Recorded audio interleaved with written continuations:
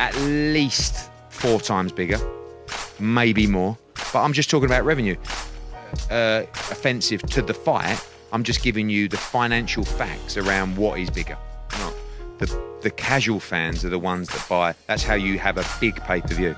Boxing fans account for probably 100, between 100 and 200,000 of pay-per-views. That's why when you talk about Errol Spence, they say his biggest pay-per-view was 300,000. I don't actually believe that, but if it was, that was as big as it gets. Against Mikey Garcia, I believe that was. Terence Crawford, I don't think has done more than 100, 150 tops. Hardcore fight fans will buy Errol Spence and Terence Crawford pay-per-views. How do you get 1 million? Good news to some, not so much for some fighters at 135. Lomachenko plans to return in the ring in October. Lomachenko has been away from the ring for good reason. He was away defending his family and his country against the Russian invasion. Now he's told Top Rank he's ready to get back in the ring in October. And at this point, or Lomachenko's always been like that. He does not want to take a tuna fight. At least that's what I think. I never heard of Lomachenko asking for a tuna fight. So that means anybody can get it. And Lomachenko wants to fight the best that's available. Now, which of the 3 kings are going to step up, be brave, and fight high tech?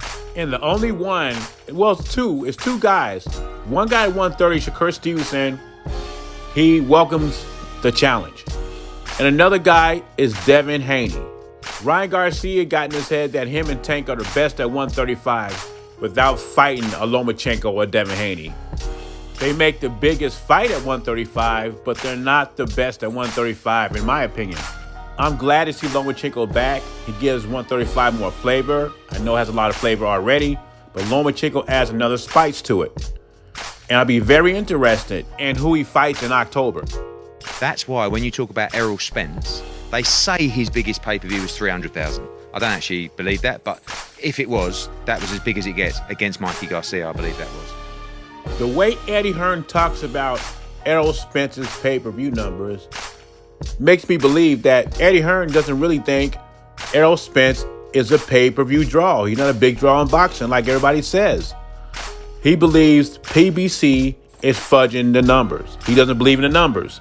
It sounds like Eddie Hearn believes, as far as pay-per-view numbers, that Errol Spence is not much bigger than Terence Crawford. He believes if Errol Spence still over 300K pay-per-view buys, it's because of Mikey Garcia. And even then, he says it's possible, but he still does not believe it. And this is why Canelo will outsell them big time. It's not even close. Just because Canelo has a casual fan. Not just the hardcore boxing fans. He has the casual fans. Also the trilogy factor. These guys fought 2 times and it was controversial, drama. Canelo's a cash cow. And this is the reason why I think this fight could do 1 million pay-per-view buys. And even though I will pick Spence and Crawford over this fight, because I think Canelo's going to wipe the floor with them, but we'll see. I don't think the Spence and Crawford fight will get 1 million pay-per-view buys. And you're probably saying, some boxing fans are probably saying, of course not, Captain Obvious. But there are boxing channels out there claiming that Errol Spence and Terence Crawford will do 1 million buys. Do you agree with Eddie Hearn? Errol Spence's pay-per-view numbers are bogus. We already know who the bigger fight is, but do you believe Spence and Crawford could do 1 million pay-per-view buys? Leave your thoughts and comments below. Jay Beezy, I'm gone.